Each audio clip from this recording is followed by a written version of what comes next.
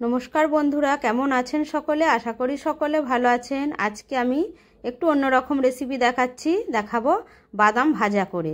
এই দেখুন বাদাম ভাজা তো আপনারা সকলেই করেছেন, অনেক রকম ভাবে করেছেন। এই দেখুন আমি একটু অন্য রকম ভাবে করছি। এখানে বেশ কিছুটা বাদাম নিয়েছিলাম, কাঁচা বাদাম, সেটা গরম জল করে নুন দিয়ে এই দেখুন 5 মিনিট মতো ফুটিয়ে নিয়েছিলাম। ফুটিয়ে নেওয়ার পর এই দেখুন এর গ্যাসটা বন্ধ করে এটা আমি 5 মিনিট মতো চাপা দিয়ে রেখে দিয়েছিলাম। এবার এই দেখুন বাদামগুলো আমি জল থেকে ছেঁকে দিয়েছিলাম। ভালো করে জলটা একটু শুকিয়ে নেব। এবার এদিকে একটা কড়াই বসিয়ে দিয়েছি, কড়াইয়ে বেশ কিছুটা পরিমাণ নুন দিয়ে দিচ্ছি। এই দেখুন বেশ কিছুটা পরিমাণ নুনটা দিয়ে দিলাম।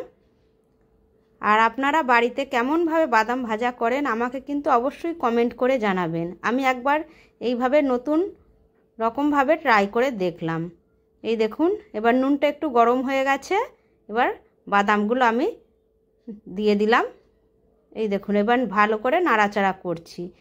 বাদামটা দেওয়ার পর সব সময় কিন্তু এটা নাড়াচাড়া করে যেতে হবে। এই দেখুন এখন বাদামটা যেহেতু কাঁচা আছে তাই নুনটা বাদামের গায়ে লেগে যাচ্ছে। এই দেখুন কিছুক্ষণ পর দেখুন বাদামটা একটু ভাজা হয়ে যাওয়ার পর নুনটা বাদামের গা থেকে ছেড়ে গেছে। এটা গ্যাসের আঁচটা মাঝারি রেখে অনবরত শুধু নেড়ে যেতে হবে যতক্ষণ না বাদামটা ক্রিস্পি হয়। একদম ট্রেনে যেভাবে আমরা বাদাম ভাজা কিনে খাই পুরো সেই রকমভাবে বাদাম ভাজাটা হয়েছিল। এই দেখুন একদম রেডি হয়ে গেছে বাদামটা। এবার এটা আমি নুন থেকে ভালো করে ছাঁকনার সাহায্যে ছেঁকে ছেঁকে তুলে নিচ্ছি, নুনটা যাতে আলাদা হয়ে যায়। আজকের আমার এই রেসিপিটি আপনাদের কেমন লাগলো আপনারা কিন্তু অবশ্যই কমেন্ট করে জানাবেন। আর আমার ভিডিও যারা দেখছেন প্লিজ বন্ধুরা আমার রেসিপিগুলো ভালো লাগলে অবশ্যই আমার পেজটিকে ফলো করে দেবেন। আর ইউটিউব থেকে যারা দেখছেন অবশ্যই সাবস্ক্রাইব করে আমার পাশে থাকবেন। আপনাদের একটা লাইক একটা কমেন্ট আমাকে নতুন করে ভিডিও বানানোর অনেক উৎসাহ দেয়।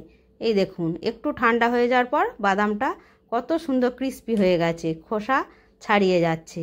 এবার এটা আমি কাঁচের বয়ামে পুরে রেখে দেব, বেশ কিছুদিন খাওয়া যাবে।